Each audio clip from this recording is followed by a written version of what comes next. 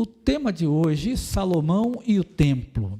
Né? Eu quero me prender ao texto de 1 Reis 5, de 1 a 6. Né? Eu vou ler o primeiro versículo e cada irmão pode estar lendo um dos versículos. 1 Reis, capítulo 5, de 1 a 6. É o que está na revista, né? Há alguém que não tem revista? Irmã, o irmão Luiz, por gentileza, dentro do balcão ali no escritório, tem as revistas ali, né? De repente, você, o Sócrates ali, vê certinho onde está. Só a Viviane, tem mais alguém? Não? Ok. Então, na página 54, né, nossa lição é a 11, Salomão e o templo. O texto que a gente vai ler primeiro é Reis 5, de 1 a 6. Vou ler o primeiro versículo e, na sequência, os irmãos podem estar lendo também. E enviou Irão, rei de Tiro, os seus servos a Salomão, porque ouvira que ungiram a Salomão rei em lugar do seu pai, porquanto Irão sempre tinha amado a Davi.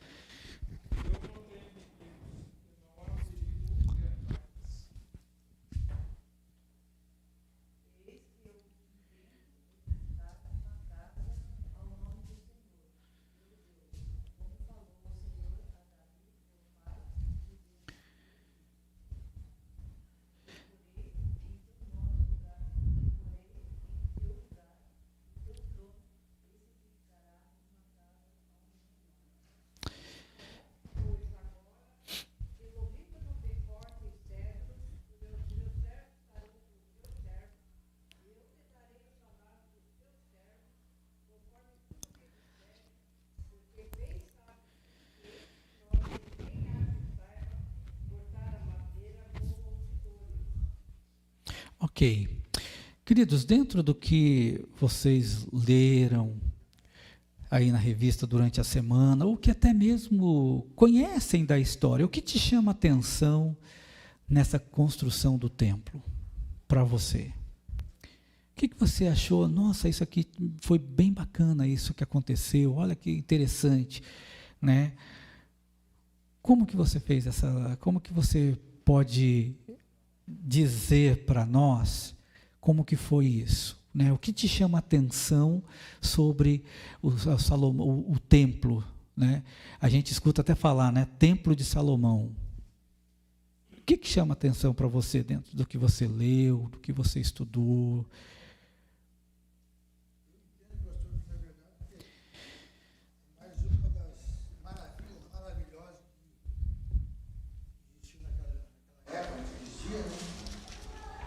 O conceito de Deus, na verdade, usando as pessoas lá como Davi, já que Deus estava preparando, na verdade, mas ele não deu ali a continuidade daquele tempo, mas Salomão assumiu através de buscar a sabedoria que veio de Deus para ele construir aquele. Na verdade, não ele construiu, mas pedindo ajuda também para outros reis, né?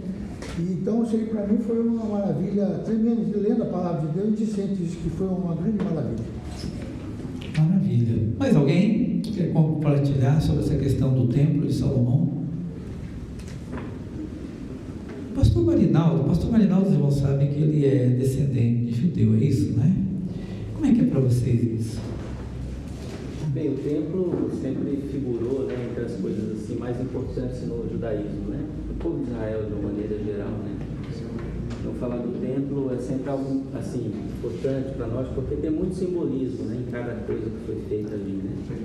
Nós vemos que inicialmente Deus tinha ordenado Moisés a fazer o Mishkan, que é o tabernáculo, porém depois Davi quis fazer algo mais grandioso, né? Porque no tabernáculo havia a Shekinah, que é a presença de Deus, visível para o sumo sacerdote. E ele queria algo grande, porque ele pensava assim, bem, eu moro num palácio e meu Deus mora, né, num simples tabernáculo. Então ele sentiu essa necessidade. Mas no tempo dele não foi possível fazer. Entretanto, ele fez todo o preparativo, arrecadou todo, né, o que era necessário em termos de ouro, prata, para que o seu filho pudesse depois iniciar então aquela obra monumental, né? Porque o templo era algo assim impressionante, né? E esse estudo ele mostra exatamente isso, os preparativos. Agora, qual é a lição assim para a gente, que a lição trouxe, né? Qual é a aplicação?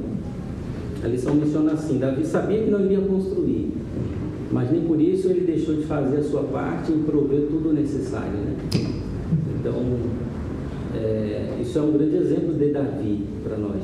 Porque também na igreja, às vezes a gente almeja um cargo e às vezes, por alguma razão, Deus não nos dá. Mas será que isso nos impede de contribuir para que outro faça bem feito, né, a tarefa? Então, essa é a grande explicação nesse primeiro momento, o primeiro comentário sobre isso, né? A gente pode aprender aí de Davi e de Salomão também. Sabe que nessa história de Davi, o que me chama a atenção é que Deus usa coração temente a Deus. Davi, ele foi guerreiro, foi rei, mas o amor dele por Deus era tão grande que ele realmente desejava. Mas olha, eu estou aqui num palácio e o meu Deus numa tenda. Essa era a compreensão da época. E é interessante que o amor dele por Jesus era tão grande que ele, num impulso, eu quero construir um templo. E Deus fala para ele, fala assim, avisa Davi lá, que ele não vai construir não. O filho dele vai. Olha só, Deus disse, não, então tudo bem, você não vai, Davi, mas eu vou te deixar você contente. O teu filho vai construir. Uma outra coisa importante é que eu vejo sempre nesse desejo temente de Davi, além do amor dele por Deus, a gente precisa, ele veja bem, Davi não foi chamado para ser construtor. Davi foi chamado para ser rei. Em outras palavras, poderia dizer assim, Davi, estou muito contente com o seu coração, com o seu temor a mim, seu amor a mim, mas eu quero te dizer uma coisa, a função pela qual eu te chamei é para ser rei. Não é para você se envolver com construção. Mas fique em paz, porque teu filho vai construir. Mas aí o que acontece? Ele não ficou emburrado, não ficou bicudo, Deus não quis. Ele começa a fazer o quê? Proporcionar meios para que o filho dele construa. Assim é na igreja. Você tem a tua função naquilo que o dom que Deus te chamou para fazer. Amém. Agora, isso não te impede de você providenciar meios para que os outros ministérios na igreja funcionem. Prover meios. A grande diferença de igreja para força-tarefa, já ouviu falar de força-tarefa? Esse nome foi criado na Segunda Guerra Mundial. O que acontecia? Eles criavam um grupo de inteligência para resolver um único problema ali, na Segunda Guerra Mundial. Mas o que acontecia era, digamos lá, tem o irmão José, tem o irmão Joel. Então, nessa força-tarefa, um fala assim, irmão José, você vai fazer isso, Ismael, você vai fazer aquilo, e Joel vai fazer isso. Pronto. O irmão José terminava a parte dele, ele não se envolvia nas outras partes. Eu terminava a minha, não me envolvia. Joel terminava dele, não me envolvia. Concluí, fiz a minha parte. Opa, na igreja não funciona assim. A igreja é uma sinergia. Na igreja funciona diferente. O irmão José terminou a parte dele primeiro que eu e o Joel, ele vai chegar para mim e dizer, pastor Ismael, o que o senhor está precisando? A minha parte eu já concluí. Isso é equipe, isso é irmãos. De repente, eu e o irmão José já terminamos a nossa parte. Aí a gente vai para o Joel. Joel, nós já terminamos, já estamos ok. Está precisando de alguma coisa? Sim ou não? Daí é com ele. O que nós vemos na vida de Davi foi isso. Deus não permitiu que ele construísse, mas ele não ficou emburrado, não ficou bravo, ele simplesmente falou, ok, eu posso providenciar então? E ele providenciou do melhor, a tal ponto que chegou-se a ter aproximadamente 3.400 toneladas de ouro, 34.000 toneladas de prata e milhares de toneladas de bronze e ferro. Isso foi o que esse homem temente a Deus fez. Ele não construiu, mas ele deixou tudo pronto. Até a planta ele deixou pronto. E uma coisa que a gente precisa fazer uma certa conexão. Dentro desses preparativos, o que nós vemos assim, lembra que Davi acabou se ensoberbecendo, ficou meio soberbo, e aí ele acabou querendo fazer um censo lá, vocês se lembram disso? Lá na Bíblia, né? Que acabou, Deus não gostou do negócio, deu uma confusão aquilo tudo, né? Mas é interessante que naquele censo mesmo, foi levantado e havia mais de 1.300.000 homens prontos, com habilidades diversas, quer seja para guerra, construção e tudo mais. Querendo ou não, Salomão usou 1/3 disso para trabalhar com ele. Então a gente vê o empenho de Davi, independente de não poder fazer aquilo que ele queria. Mas ele proveu os meios para que quem fosse fazer, fizesse. Isso Jesus espera de mim e de você. Você pode talvez não estar naquele ministério, mas você pode prover para que aquele ministério funcione, orando, clamando por aquelas pessoas, pelos líderes. Uma lição tão aplicativa para a gente é essa, desse empenho de Davi. Diante disso, a gente vê que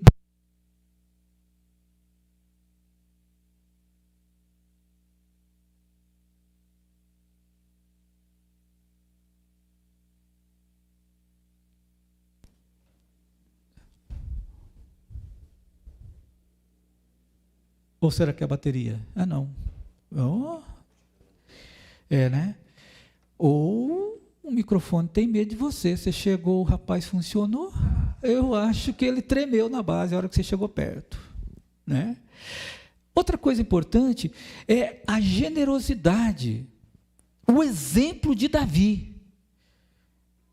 Ele não ficou falando apenas, vamos levantar. Ele fez oferta para a construção. Ele deu exemplo. Isso é importante porque, às vezes, já imaginou se, às vezes a gente não fala sobre oferta e dízimo porque a própria pessoa que vai falar, às vezes, não faz isso. Então, ela não tem propriedade, pelo menos ela tem a decência de não falar. Mas Davi foi um exemplo disso. Abra comigo 1 Crônicas 29, de 3 a 5.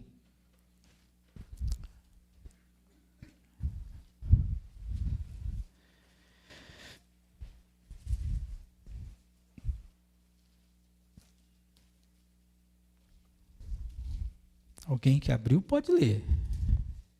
E ainda dei minha própria vontade para a casa do meu Deus, e ouro, prata, particular que tenho demais, eu dou para a casa do meu Deus. Fora tudo quanto tenho preparado para a casa do santuário. 3.000 talentos de ouro dou.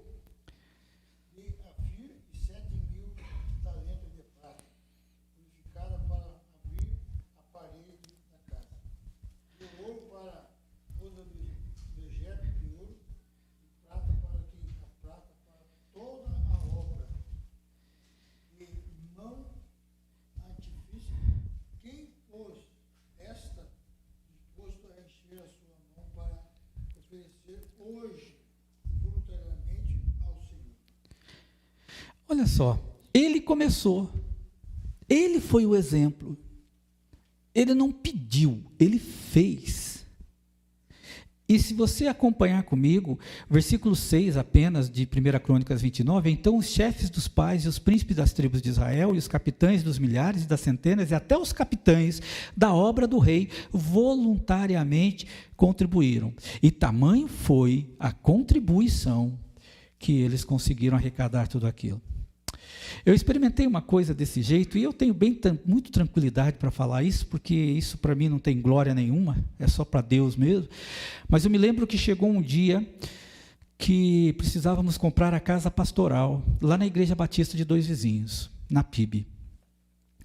E eu vi alguns irmãos esforçados para comprar aquela casa, e na época ficava R$120 mil aproximadamente. Era 120 mil ou 140, uma coisa assim. E eu vi que os irmãos estavam, pastor, como é que a gente vai fazer isso? Como é que a gente vai fazer aquilo outro? E eu falei, irmãos, a gente vai orar. E eu estava indo para um congresso em Foz do Iguaçu, que fica a 280 quilômetros só de Dois Vizinhos. E quando eu estava no caminho, eu falei, Jesus, eu estou vendo a nossa turma ali, né, uma igreja pequenininha na época, nós éramos um grupinho pequeno de 35 membros, eu estou vendo o empenho deles, Jesus, o que eu posso fazer? E Deus falou assim para mim, você vai dar teu carro. Aí eu falei, não, deve ser emoção da parte da gente, às vezes a gente fica emotivo, né, que é impulsivo. E aí quando eu estava indo no caminho, lá no congresso, Deus falou, daí, vai dar teu carro. Aí eu pensei, gente, mas é morro para lá, morro para cá, como é que a gente vai fazer visita nesse trem? E a Claudete tem um problema sério de joelho, eu pensei, ai. Quando terminou o congresso, eu falei, Jesus, vou dar o carro. Agora tem um detalhe, o senhor vai ter que confirmar isso no coração da minha esposa, porque ela faz uma visita, sai com essa mulherada para baixo, para cima aí da igreja. Aí tá, eu tinha um congresso no final de 2008, de 2007 para 2008. Que era em São Paulo. Então, era uma viagem de quase 800 quilômetros, né?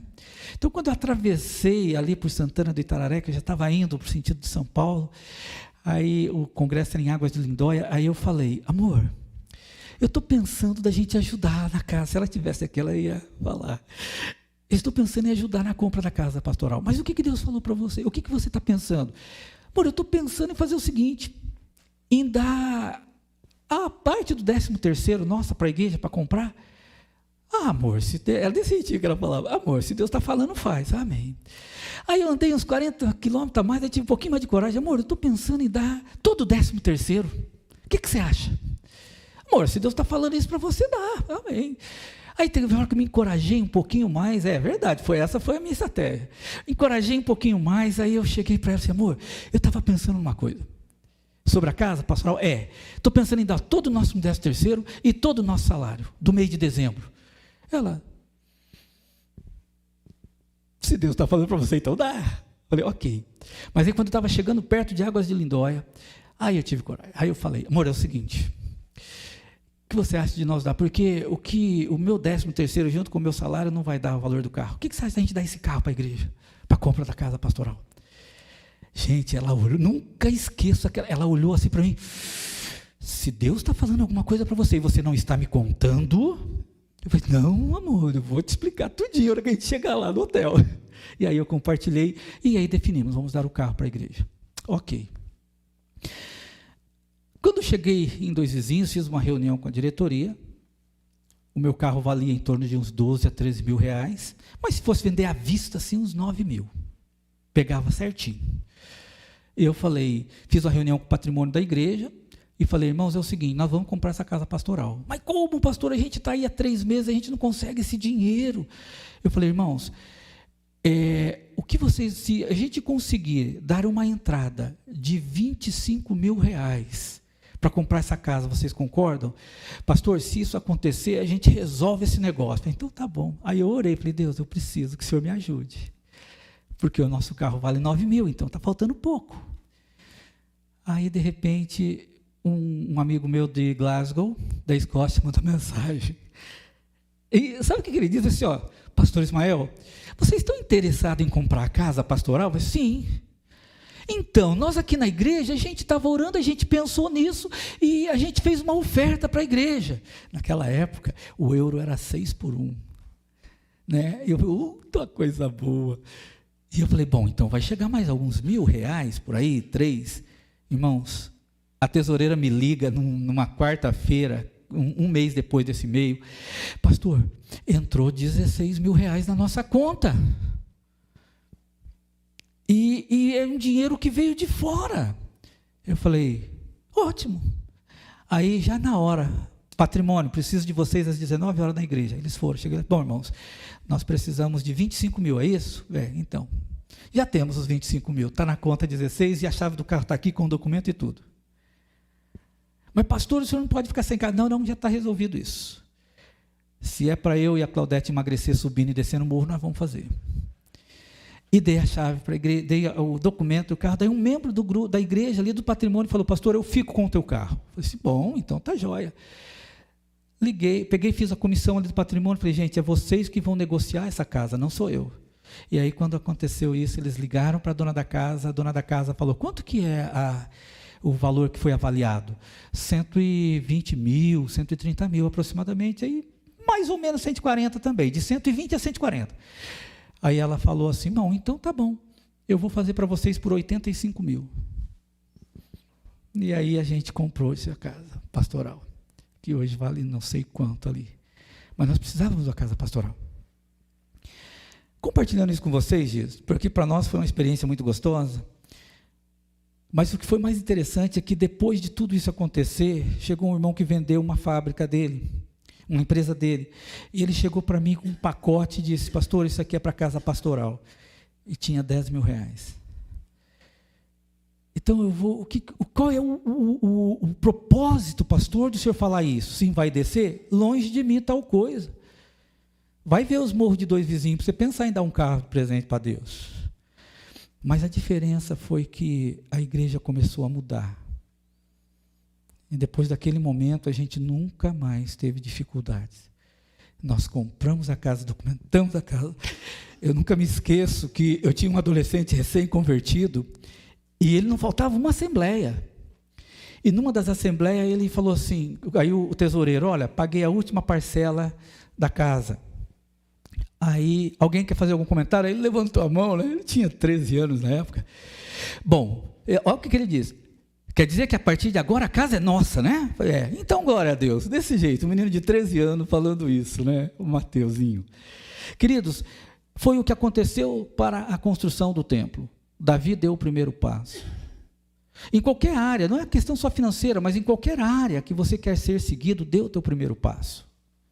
Seja exemplo a ser seguido, que isso vai funcionar. Então nós temos aqui essa questão toda, essa generosidade, né? O exemplo que a gente tem é exatamente isso, daqui de Davi. Ele fez a planta e tudo mais. Agora, quando o templo é construído, nós vemos lá em 2 Crônicas 3:1, alguém pode ler para a gente?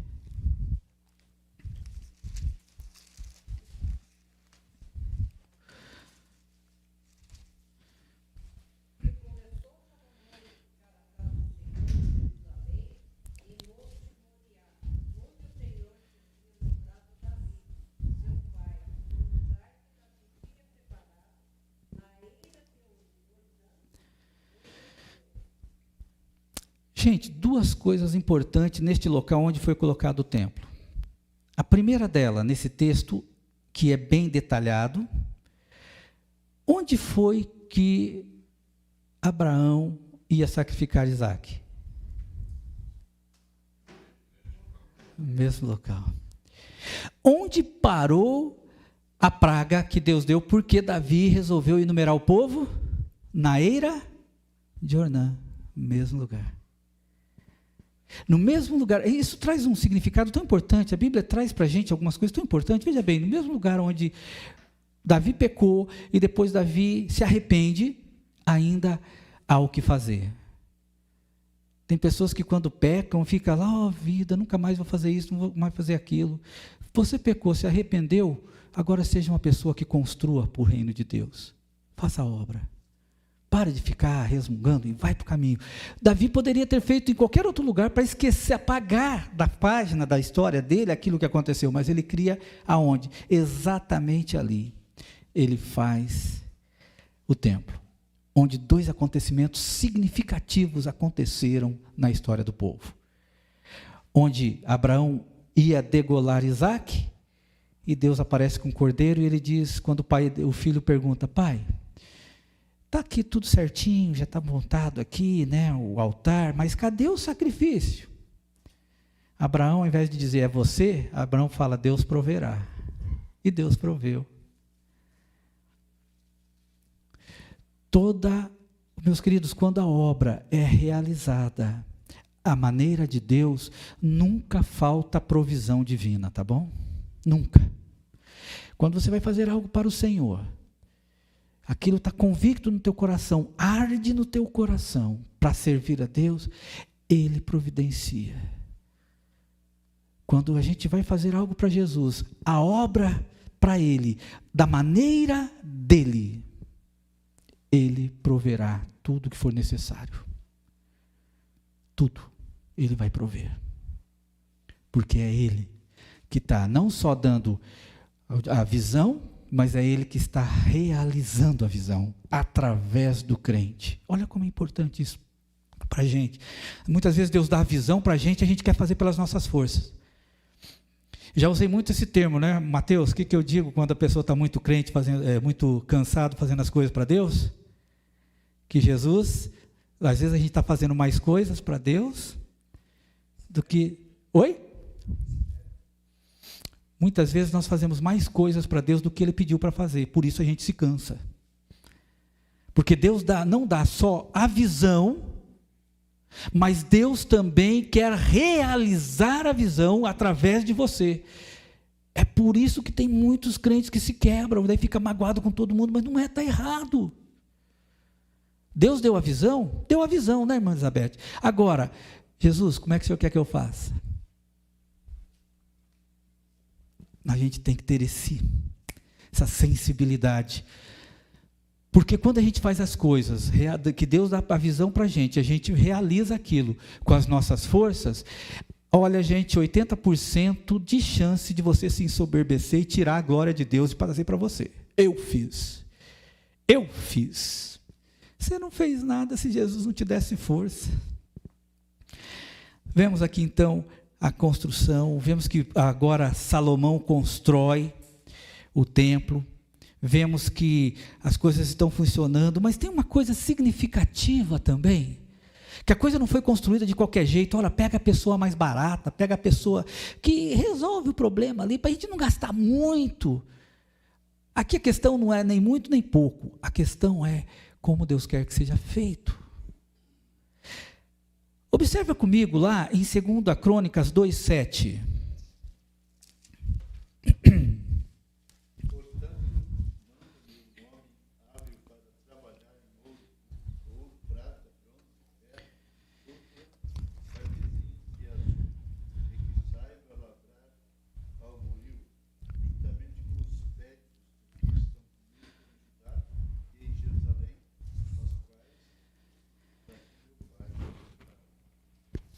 Queridos, não foi por acaso que Salomão procurou Hirão.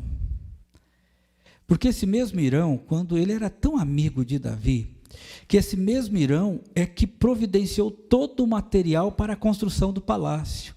Então era um povo que sabia lidar com a madeira, com o cedro do Líbano. E ele sabia como talhar as pedras, ele sabia como lidar com tudo isso. E aí o que acontece? Salomão vai atrás de quem é o melhor para fazer aquilo. É o melhor para fazer aquilo. E a gente percebe que isso foi algo assim, ele aproveitou todo esse momento. E assim é quando a gente vai fazer algo para Deus, a gente procura fazer o melhor. Isso é tremendo. A gente vai pegar pessoas que entendem para fazer o serviço, né? Isso é tão importante para nós, em todas as áreas. Às vezes eu não sei fazer, mas alguém sabe, Então, aquele que sabe que faz. E isso para a gente é muito importante. Diante de tudo isso, depois da obra completada, aí nós temos a dedicação do templo. A gente percebe o carinho de Salomão na dedicação do templo. Alguém abre para a gente 2 Crônicas 5, 12 a 14?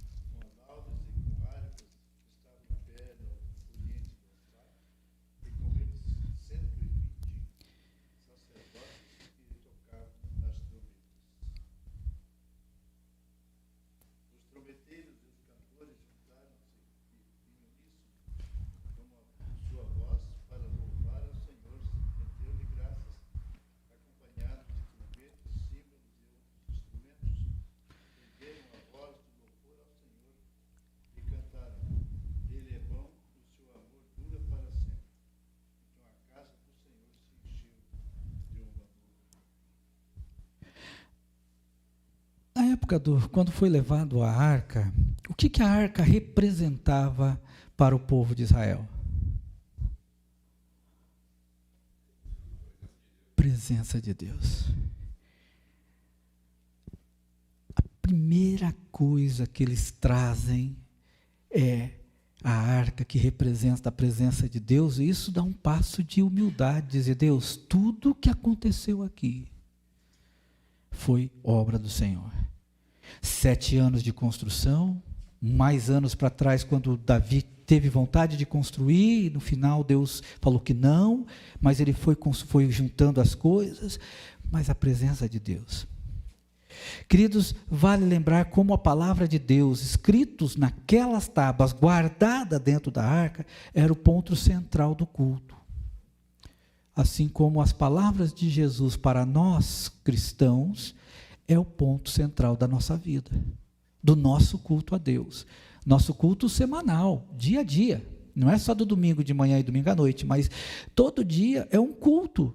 Todo dia a nossa vida, no meu trabalho, é culto. Onde quer que eu esteja, é culto. Eu preciso pensar seriamente nisso. Porque hoje, o templo do Espírito Santo é quem? Somos nós.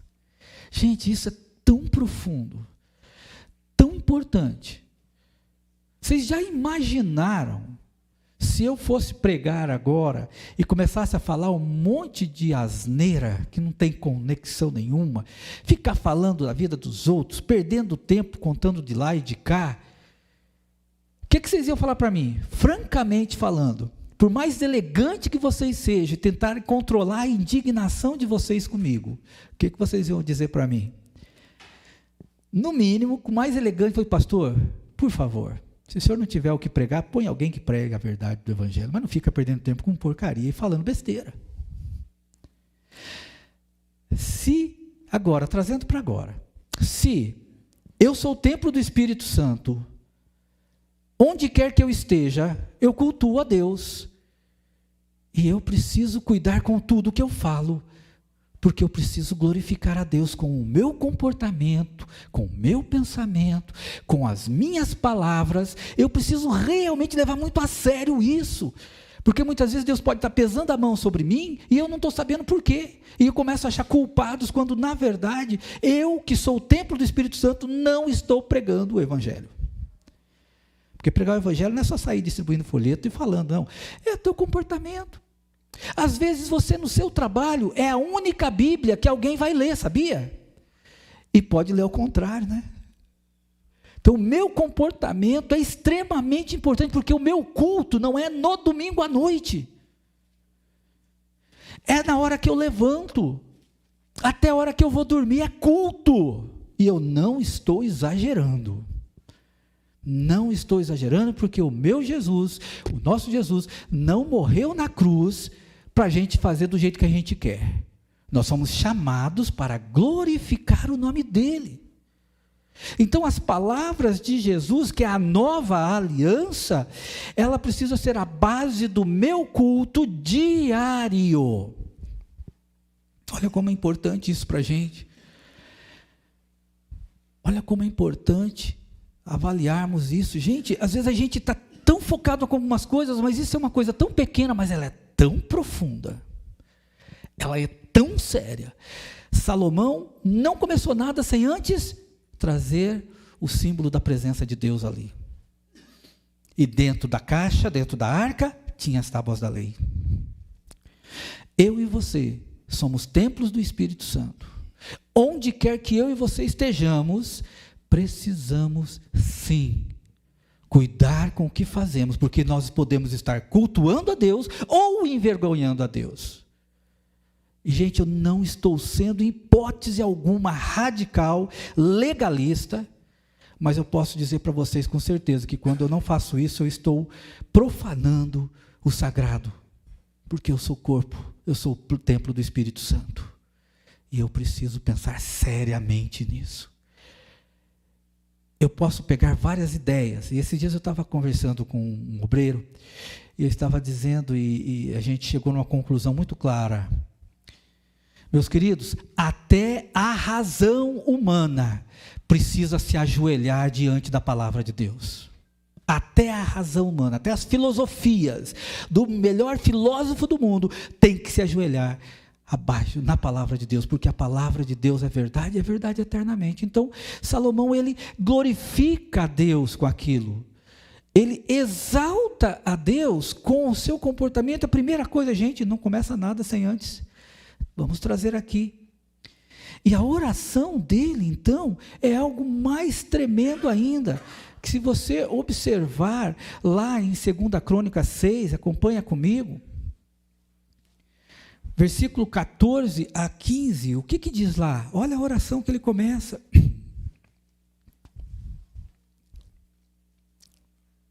Alguém pode ler?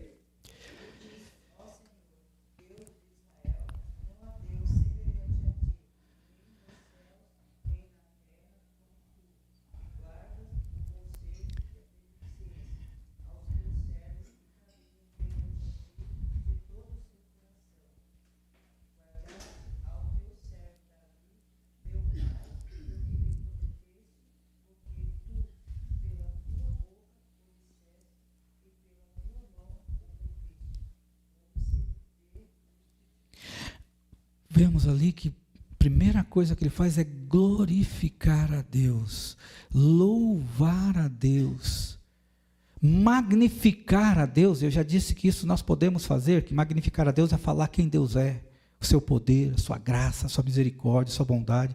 Então a gente percebe que ele não fica ali, eu fiz isso, eu administrei tudo. Mas ele coloca aqui, ele começa a louvar a Deus, pela grandeza de Deus, pela fidelidade dele com a gente. Meus queridos, se a gente for pensar, olhar para mim e para você hoje, olha a fidelidade de Deus, atravessamos aí, né, irmã, uma pandemia braba, hein? Tá louco, coisa séria. Mas estamos aí, fidelidade de Deus. A fidelidade de Deus de nunca faltar nada, a gente pode não ter tudo que a gente quer, mas o que a gente precisa, Deus dá. Coloca pessoas para cuidar da gente, Deus cura a gente, e o mínimo que a gente pode fazer é continuar glorificando, louvando a Deus. Quando a gente observa isso, a gente também, eu não vou agora ler os textos, que nós estamos a caminho do término, mas 2 Crônicas 6, 22 e 23, a gente vê a preocupação dele, e ele pede que haja justiça em Israel. Olha ali, quando alguém pecar contra o seu próximo, lhe impuser juramento de maldição para se amaldiçoar a si mesmo, pode passar, e o juramento da maldição vier perante o teu altar nesta casa, Ouve tu, então, desde os céus e age e julga aos teus servos, pagando ao ímpio e assim. Então a gente percebe a preocupação deles e Deus nesta casa, neste templo, que seja feito sempre justiça. E aí ele vai falando, pedindo para que Deus, suplicando perdão pelo povo, livramento. E uma coisa interessante que ele faz, a gente vê lá no versículo, alguém pode abrir para a gente ali o 2 Crônicas 6, no versículo 31, se não me engano, deixa eu ver junto com vocês, porque agora eu preciso pegar alguns fragmentos. Quando nós olhamos de 2 Crônicas 6, de 24 a 31, nós vemos ele dando um comentário sobre os estrangeiros, dizendo assim que quando um estrangeiro vier aqui para te louvar, se arrepender dos seus pecados, conceda. Ele não faz acepção, esse templo é só dos judeus, só dos israelitas. Não, ele faz isso. Olha a preocupação dele de expandir tudo isso. Meus queridos, quando a gente percebe essa oração tão sincera, a gente percebe que Deus se agradou tanto disso, que desceu o fogo de Deus e consumiu todos os holocaustos e sacrifícios. Deus disse: estou contente com você, estou contente com o povo. Coração sincero, meus irmãos, é a chave de tudo isso. Deus está contente. Uma das coisas que sempre peço a Deus aqui na nossa igreja, para a nossa igreja, é que cada um de nós sejamos tementes a Jesus, e que onde quer que eu e você estejamos, sejamos pessoas que resplandeçam a glória de Deus, que sejam pessoas que possamos ser pessoas que levem o evangelho. Podemos, como eu já disse, não me preocupe se somos muito ou pouco, mas a verdade é a integridade, o caráter nosso como cristão. Isso é extremamente importante, porque é isso que as pessoas precisam ver quando entram na igreja. Ela não precisa ver, quanta coisa maravilhosa, mas ela precisa sair daqui tocada e transformada profundamente com a palavra de Deus. É por isso que a gente não negocia princípios da palavra de Deus, porque a palavra de Deus é verdade. E como seria tão importante para todos os crentes estar disposto a morrer por esta verdade e não negociar, não tirar Jesus do centro da sua vida por outras coisas. Cada pessoa que entra nessa igreja, ela precisa experimentar o poder de Deus na vida dela. Cada pessoa que vem aqui, se cada crente, irmãos, e eu espero que isso aconteça aqui na nossa igreja, você talvez já esteja fazendo. Como é importante que cada um de vocês, antes de vir ao culto, já pedir: Jesus, opera poderosamente na nossa igreja nessa noite. Às vezes talvez a gente não faz isso, mas como é importante, porque uma oração move montanhas. As pessoas que estão com a sua mente ofuscadas, cheio de dúvidas, nós precisamos orar para cada uma das pessoas que ainda não conhecem Jesus como seu Salvador. Nossa oração precisa ser: Senhor, se alguém vai na igreja hoje te louvar, vai lá por algum motivo, ilumina a sua mente para entender a mensagem que está sendo pregada, os hinos que estão sendo cantados, que tem mensagens bíblicas, para que ela dobre o seu joelho diante do Senhor, e a partir dali, sua história começa a mudar. É isso que a gente precisa. É isso que a igreja precisa, gente. A igreja existe para desfrutar da comunhão dos irmãos, mas um desejo ardente de que o Espírito Santo dê iluminação para cada pessoa que entrar aqui, para que ela saia daqui avivada, ou seja, novo nascimento, crente em Jesus. Pode entrar aqui arrebentada, acabada, mas quando ela sai dali, ouvi o que Jesus falou, e eu acredito nisso. Agora, Senhor, é contigo, a minha vida é tua. É isso que nós precisamos. E como é importante para nós. Então, nós temos nisso tudo, na questão do templo.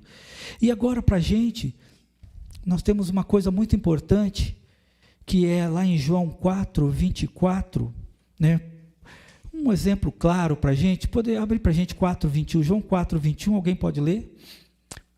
João 4:21.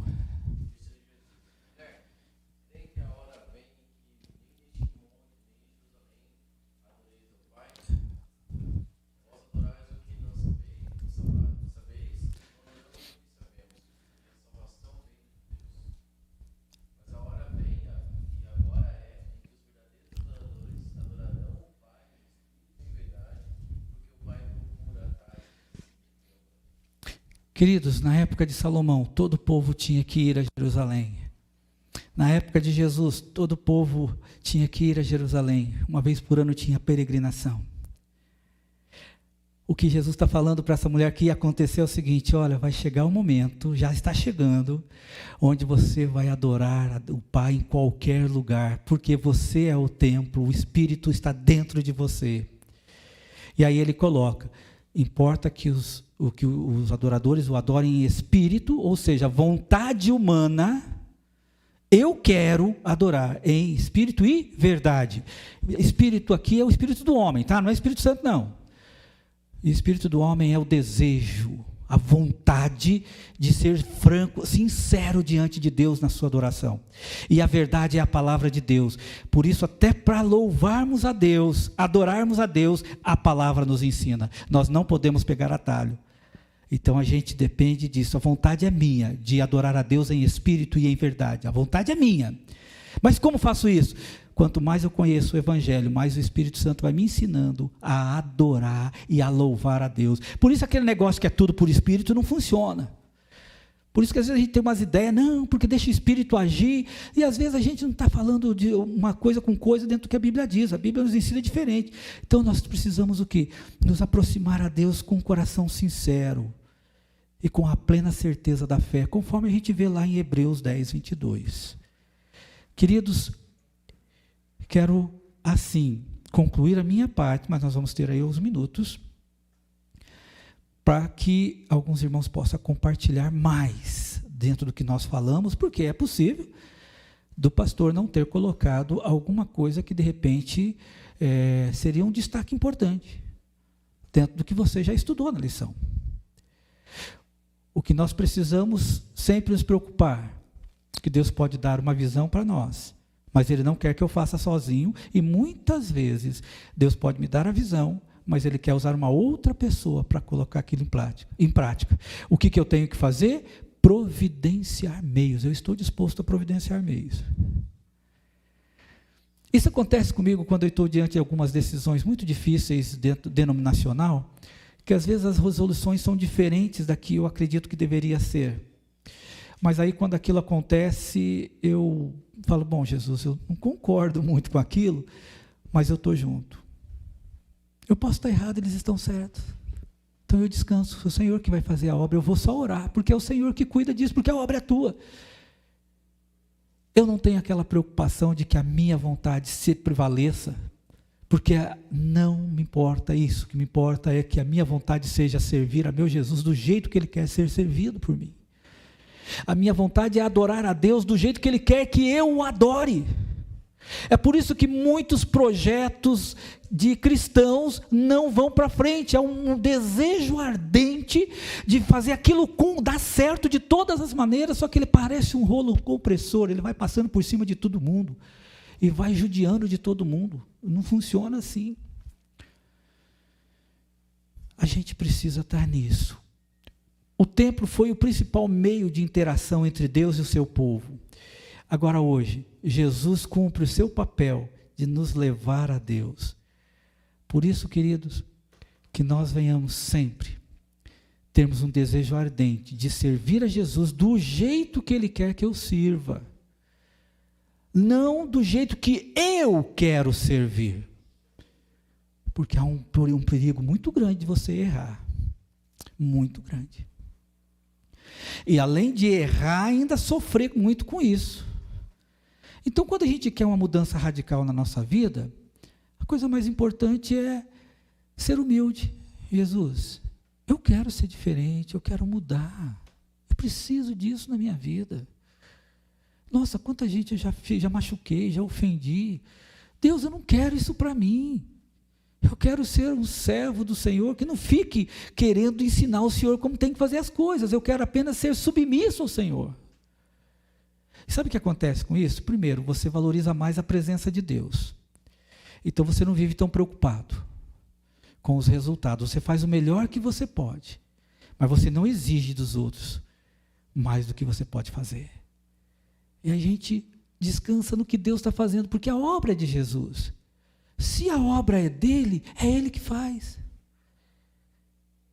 E aí, gente, a gente desfruta de uma tranquilidade na consciência, como Paulo sempre escrevia. Olha, irmãos, nas cartas dele ele coloca isso. Irmãos, como eu tenho orado por vocês. E aí ele coloca, eu tenho a consciência tranquila diante de Deus, porque eu faço isso sempre. Então, sabe, ele não fala por falar, ele tem aquele envolvimento com Deus. Eu e você precisamos cada dia mais disso. Eu e você precisamos cada dia mais dobrar nossos joelhos diante do Senhor. Eu já tive irmãos aqui várias vezes, que me dão as ideias. Aí eu uso uma palavra para eles, talvez alguns vão lembrar, que eu digo sempre assim: olha, estou considerando o que você está falando. Aí eu coloco diante de Jesus, falo, Jesus, agora é contigo. Esse irmão, ele tem lógica no que ele está falando, hein? O que o Senhor me diz? Algumas coisas vão para frente, outras param ali. Algumas coisas ficam paradas por um tempo e acontece daqui um tempo.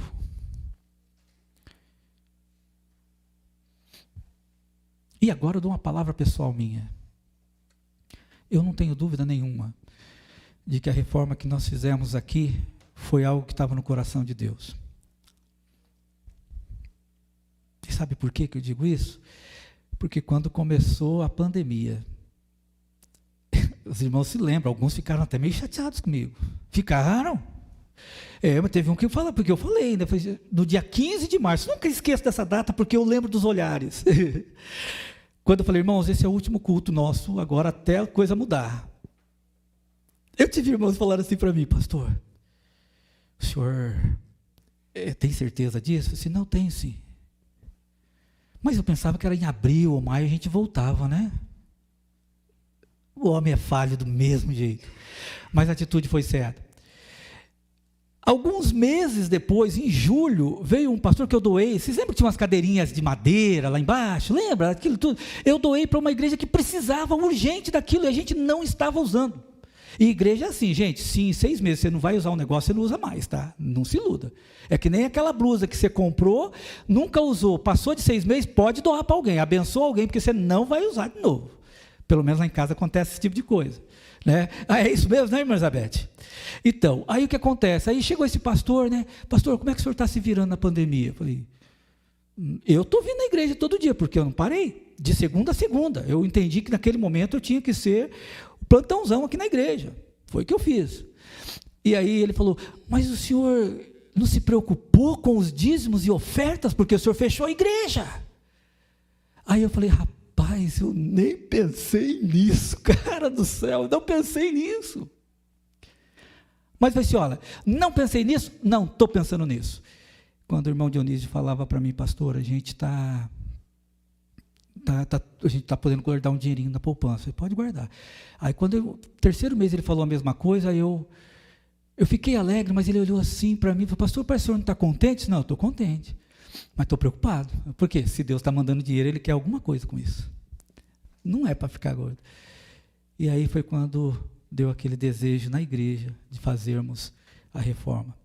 Queridos, a reforma está sendo feita com o dinheiro da pandemia.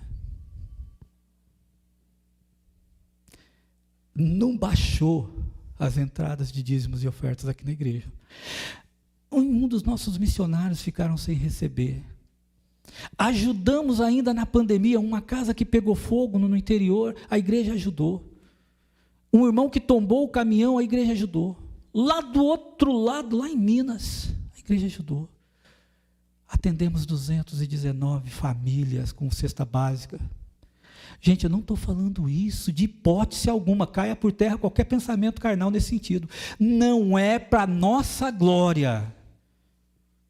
É para a glória de Deus, porque foi Deus que fez isso. Não foi a gente. Não foi. Deus fez isso, porque os irmãos foram fiéis nos dízimos e ofertas, e nós ajudamos pastores com dificuldade, missionários com dificuldade, porque Deus é fiel. Volto a dizer, quando a obra de Deus é feita à maneira de Deus, Ele providencia tudo o que for necessário para que aquilo se aconteça. E a função da igreja, sendo fiel e orando a Deus. Que Deus nos abençoe nesse sentido. Termino aqui dizendo essa palavra, porque isso é importante para que os irmãos entendam o que acontece, o que nós vivemos aqui. Sem contar que, pela graça de Deus, aqui na nossa igreja também nós não tivemos nenhum que foi para a glória mais cedo, né? Com pandemia. Algum comentário a mais que alguém gostaria de fazer? Temos tempo. Talvez uma consideração, o pastor pode ter deixado ele, não é fácil também, né? O pastor não é super crente também, nem queira cair nisso. O dia que eu tentar ser super crente, vocês vão fazer meu culto fúnebre aqui, porque esse é o combinado meu com Deus. Se for para eu falar besteira, ele que me leva agora. É melhor lá do que aqui falando besteira. O pastor falou sobre dar o primeiro passo, né, da construção, até citou a vida no primeiro passo, né? Eu fiquei pensando aqui sobre Jesus também, né, com seus discípulos, né? Ele sempre dava o primeiro passo ensinando eles, mostrando como que era, né, como era o amor, como ele tinha que amar, né? E aí também a dependência de Deus, né? Porque ele não fazia isso sem antes perguntar se era a vontade do Pai. Então, mesmo Jesus, que era Deus aqui na terra, mesmo assim ainda trazia essa dependência total do Pai, né? Então, é algo bem interessante que o pastor trouxe aí. Dependência, queridos, nós nunca perdemos na dependência de Deus, tá bom? Nós nunca perdemos. A gente sempre está no lucro. Mais alguém quer compartilhar? Eu fiquei impressionado, pastor, com essa construção do templo. É o material que foi empregado aí, não é? A gente fala aqui, a Bíblia fala aqui, 168 toneladas de ouro. Muita coisa. Vocês não estão imaginando a quantidade de ouro que foi arrecadado? Cabia aqui, eu estou olhando aqui, gente, cabia aqui esse negócio aí, mano. Nossa, o que você acha, doutor? Cabia aqui? Mais 336 toneladas de prata. É muita coisa. Vocês não estão imaginando esse templo como é que foi construído? E mais 13.750 toneladas de ferro, 675 toneladas de bronze. Quer dizer, eu fico imaginando esse templo que foi construído, essa obra toda, para que foi? É a minha pergunta. Por que fizeram essa obra, esse templo? Aí, irmãos, o que vocês acham?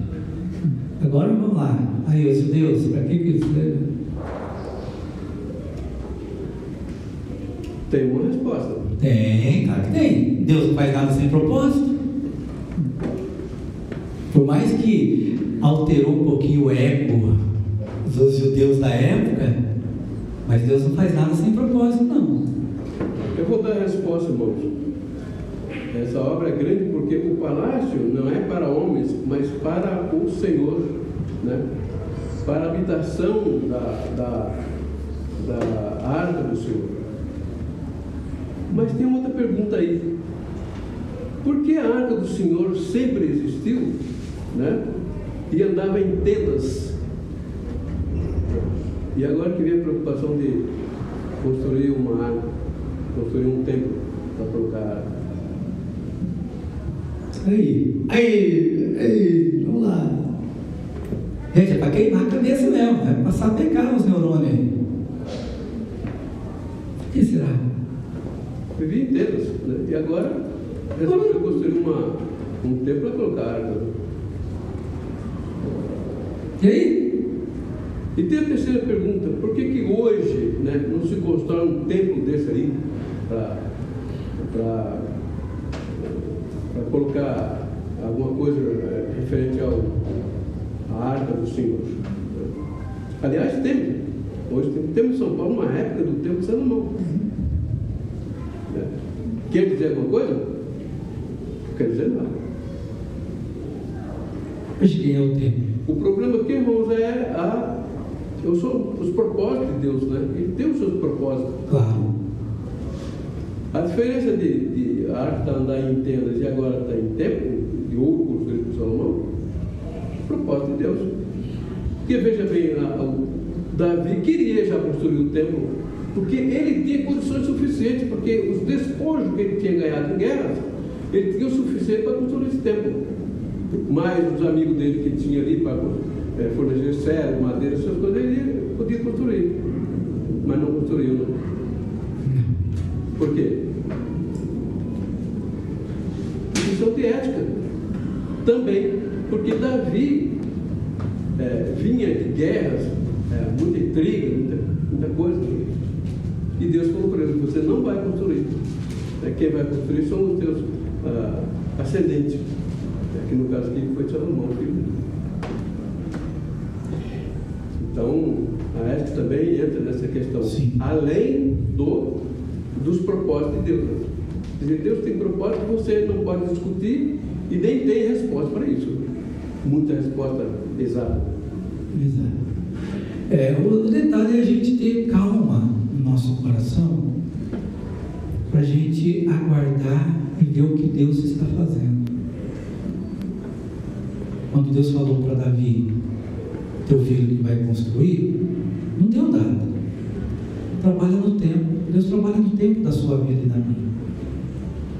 Mas eu quero fechar, irmãos, com a palavra de oração e agradecimento. Me lembro bem disso porque eu tenho ainda, se duvidar, a transparência desse texto. O primeiro ano que eu estava aqui na igreja, em 98, a gente fez o aniversário da igreja e a igreja toda leu esse texto. 1 Crônicas 29, versículo 10, 11 e 12. Olha só como é que ele diz assim: pelo que Davi louvou ao Senhor perante os olhos de toda a congregação e disse: bendito és tu, Senhor, Deus de nosso pai Israel, de eternidade em eternidade. Tua é, Senhor, a magnificência e o poder e a honra e a vitória e a majestade, porque teu é tudo quanto há nos céus e na terra. Teu é, Senhor, o reino, e tu te exaltaste sobre todos como chefe. E riquezas e glórias vêm diante de ti, e tu dominas sobre tudo, e na tua mão há força e poder, e na tua mão está o engrandecer e dar força ao tudo. Agora, pois, ó Deus nosso, graças te damos e louvamos o nome da tua glória. É isso, queridos. Essa foi a palavra de gratidão de Davi. Ele não ficou emburrado porque não pôde construir. Pelo contrário, ele falou: eu vou providenciar, então posso.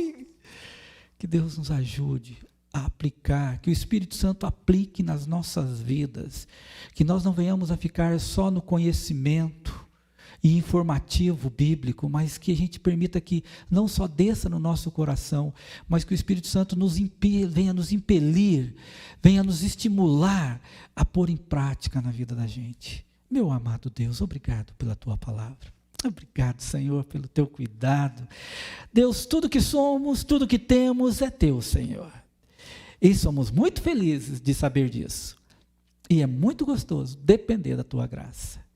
Ó Pai amado, o Senhor conhece cada coraçãozinho aqui, e eu peço ao Senhor que ajude-nos a cada dia mais a dependermos mais do Senhor do que das nossas forças, do nosso raciocínio humano, que muitas vezes nos distorce e nos desencaminha da tua vontade.